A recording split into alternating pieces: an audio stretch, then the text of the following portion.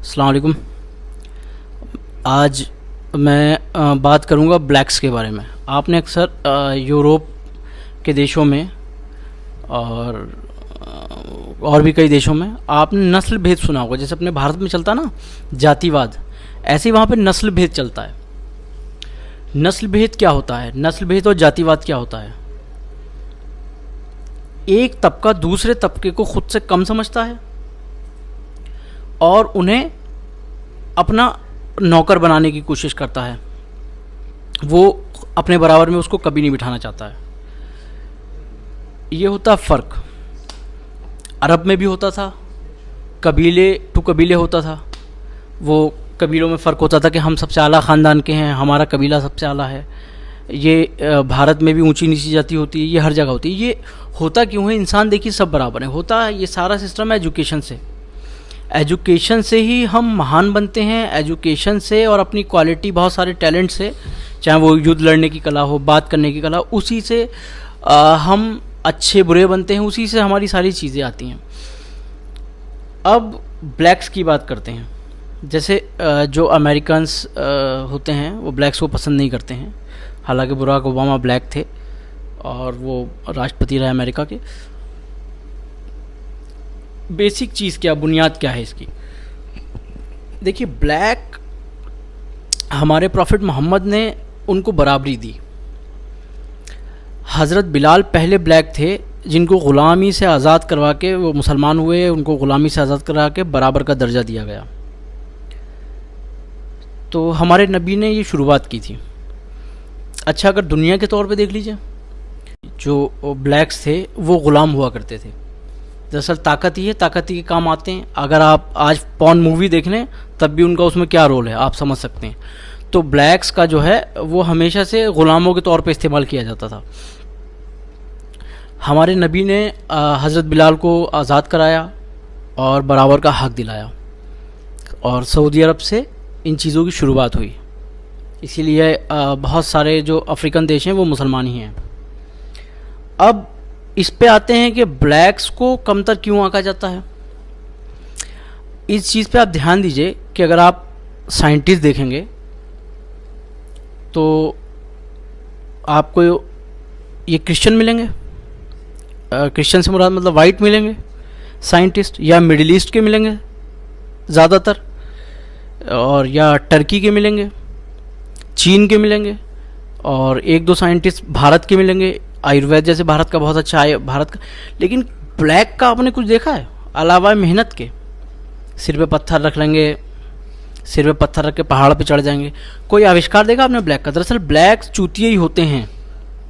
तो जो चूतिए होते हैं उनका कभी भी सम्मान नहीं होता है और उन्हें हमेशा गिरी निगाह से देखा जाता है। एजुकेशन का सारा खेल है वो। आपने ट्राइब्स देखे होंगे, कभी भी आप नेशनल ज्योग्राफिक पे दिखाते हैं हुली लाला हु जो करते हैं। कभी ब्लैक कभी वाइट का आपने वो कबीला देखा है? जंगली भी यही हैं, ब्लैक ही जंगली भी यही हैं, जंगल में भी यही रह रहे हैं। वो तो शुक्र है अल्लाह का कि अमेरिका में और सऊदी अरब जैसे देशों में ये रहने लगे हैं। तो इनकी संस्कृति छोड़ के, जंगली वाली संस्कृति छोड़ के इन्होंने चीज़ें अडॉप्ट कर ली हैं। आज के वक्त में ब्लैक बहुत ऊपर हैं, साइंटिस्ट भी हैं, अच्छे बॉक्सर, और देखिए ताकत के सारे कामों में दुनिया में कोई उनका जोड़ नहीं है। ताकत में तो कोई, मोहम्मद अली हो गए वो ब्लैक थे, सब लोग ब्लैक ही होते हैं। ताकत का तो कुछ नहीं है। दिमागी तौर पे जो लोग विकसित नहीं होते हैं या दिमागी तौर पे जो लोग अपडेट नहीं होते हैं उन्हीं को नीचा समझा जाता है। समझ रहे हैं? उन्हीं को जाति या किसी भी चीज़ को लेकर उनको नीचा समझा जाता है। तो ये सारी चीज़ें जो कमतर इंसान और बढ़ती इंसान, ज़्यादा कम इंसान, जो ये सब कुछ एजुकेशन से जुड़ा है। एजुकेशन और फाइनेंशियल कंडीशन दोनों। एजुकेशन अच्छी होगी तभी फाइनेंशियल कंडीशन अच्छी हो पाएगी। आपका दिमाग खुलेगा तब सारी चीज़ें करेंगे, क्योंकि दिमाग इल्म से ही खुलता है, एजुकेशन से ही खुलता है। तो कहने का ये मतलब है कि अगर ब्लैक को नस्ल भेद का शिकार होना पड़ता है तो यार होना तो पड़ेगा ही। जब चूतियो हो तुम, हुली लाला तुम्हारे अभी भी वो कर रहे हैं जंगलों में, तो अंग्रेज़ तो तुम्हें चूतिया समझेंगे। वो तो यहाँ भारत आके सबको बेवकूफ़ समझते थे। अंग्रेज़ तो देखो है होता ही हरामी है।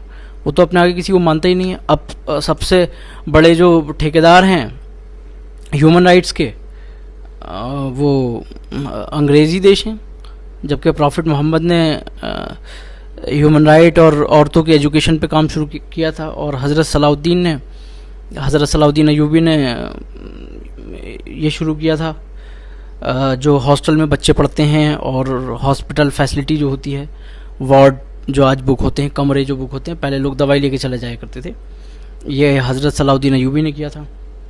और हज़रत खालिद बिन वलीद जो कमांडर थे, मेरे दिमाग से उतर गया, उन्होंने भी हाँ, हज़रत खालिद बिन वलीद की ही लगभग 50-60% चीज़ें मिलिट्री में फॉलो की जाती हैं।